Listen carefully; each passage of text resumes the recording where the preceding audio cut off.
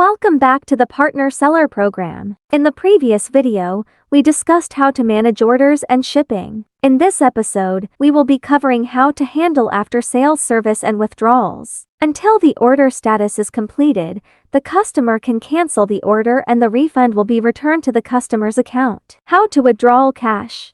Click Withdrawal to initiate cash withdrawal, fill in the withdrawal amount, select PayPal or bank transfer and fill in the corresponding account information. After Elecrow transfers the amount to you, the transfer receipt will be displayed in the status column in the withdrawal list. You can click on the image to enlarge it. PayPal typically takes 3 to 5 business days to transfer funds into your account. Elecrow will settle the payable amount to your store credit within 3 working days at the beginning of each month, as long as your store credit has a balance. You can initiate a withdrawal request at any time, and Elecrow will process it within 3 working days after you submit it. Join us. The next best-selling seller is you.